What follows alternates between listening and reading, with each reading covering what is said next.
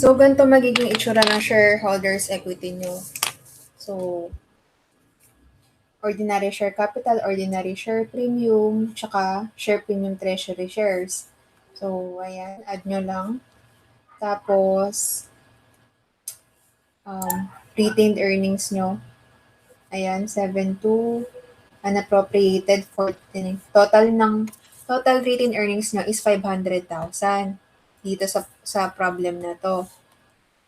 Pero, ang 7 to doon, appropriated, ibig sabihin bawal nyo galawin. So, ang pwede nyo lang galawin is itong 492,800. Ito lang yung pwede nyong i-distribute for dividends. Tapos, kung makikita nyo din dito pala sa umpisa, 50,000 yung shares natin, pero 49,700 lang yung outstanding, 300 yung nasa treasury. Yan. So, sa shareholders equity din, makikita nyo nakaless yung treasury shares na 7.2. So, compute nyo yung lahat. Add nyo lang to, ito add to, ito add to, ito add to, ito same na add. Tapos, pagdating ng treasury shares, naka-minus siya. So, ang dilitaw na shareholders equity nyo is 1,747,000. So, another illustration tayo, ito. Medyo mas hiwa-hiwalay siya. So, pag ang entity daw nag-acquire ng 2,000 shares, 100 yung par at 150, ang journal entry natin is kung at cost method tayo, so hindi nyo papansin itong par na 100, wala lang yan. Kasi nga, cost method yung gagamitin yan. Ang papansinin nyo kung magkano nyo nabili yung treasury shares. So, treasury shares, 150 times 2,000, 300,000. Yun yung entry. Kapag binenta nyo ulit siya at cost, syempre, re-reverse na lang at cost para lang ma-cancel out tong treasury shares, para lang ma-zero out nyo siya. So, parang walang nangyari, no? Cancel out lang din. Para ka lang bumili, tapos kung magkano mo nabili, binenta mo. So, walang effect sa'yo kasi na-cancel out lang siya. Ito naman, kapag at more than cost, so halimbawa, 200 mo daw siya nire-issue. Eh, di ba 150 mo lang siya nabili. So, ang entry mo, debit ka ng cash for 100,000. Tapos, kasi nga, 2,000 shares yun, di ba?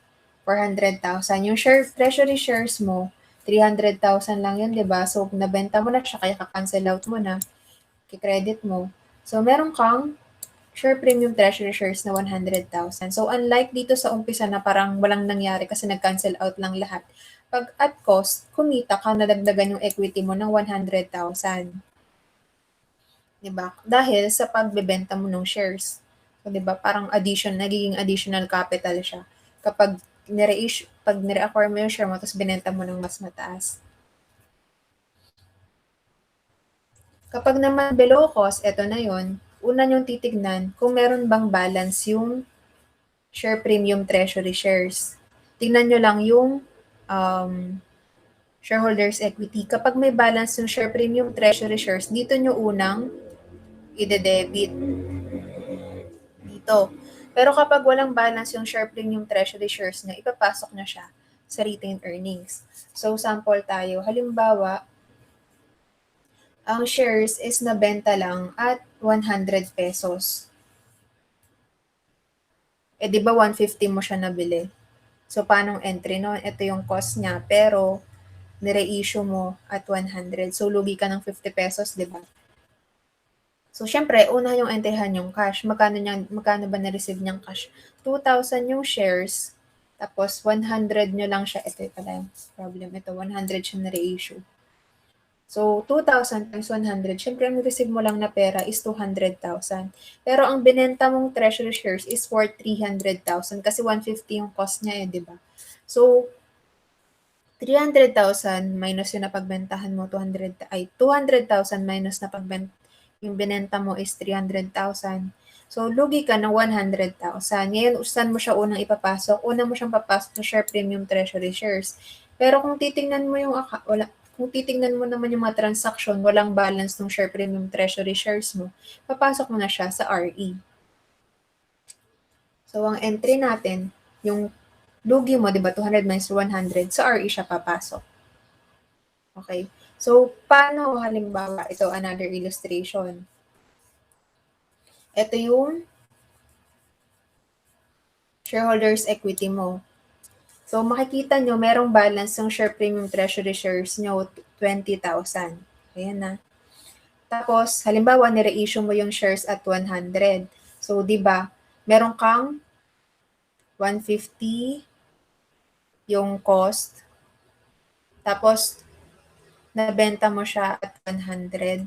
So, meron kang, sige, balik rin pala natin para mas kita.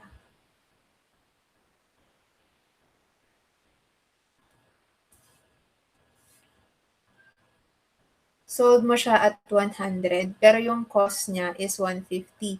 So, lugi ka ng 50 pesos. Ilan bang shares yung binenta mo? 2,000 shares times yung lugi mo na 50. So, meron kang total na lugi na 100,000. Ngayon, di ba ang 100,000 na to, pwede mo, una mo siyang papasok sa share premium treasury shares. Tapos kapag walang balance, sa RE siya papasok. Tingnan natin. Meron bang balance yung share premium treasury shares mo? Meron, 20,000. So, doon mo siya unang ipapasok, 20,000. Then, yung the rest, sa RE na, 80,000. So, paano yung magiging entry natin doon? Siyempre, debit ka muna ng cash. 2,000 times 100, 200,000. Ito yung napagbentahan mo. Then, credit ka ng treasury shares, 300,000. Kasi ito yung binenta mo. Ito yung worth or yung cost ng treasury shares na binenta mo. Tatandaan nyo, laging cost method ang treasury shares. So, at cost siya pumasok, at cost din siya lalabas. So, ang cost na kasi at 150, kaya 2,000 times 150. Yun. And then, yung lugi natin. 20,000 papasok sa share premium treasury shares debit and 80,000 sa retained earnings. So, kung mapapansin nyo, ang difference niya dito is dito, ay mali, dito. Dito, lahat pumasok sa retained earnings yung buong 100,000 kasi wala tayong balance ng share premium treasury shares. Pero kapag merong balance yung share premium treasury shares, doon natin siya unang papasok. Uubusin muna natin to bago tayo gumamit ng retained earnings. Yan. Papansinin nyo, wala kayong pake dito sa share premium original issuance. Ito yung share premium OS or PS. Ito yun. Wala kayong pake dyan, di nyo siya papansinin kapag pag-issued, re-issued below cost yung treasury shares. Ito lang titingnan nyo yung share premium treasury shares. Yun lang yung uubusin. Hindi nyo gagalawin tong share premium original issuance.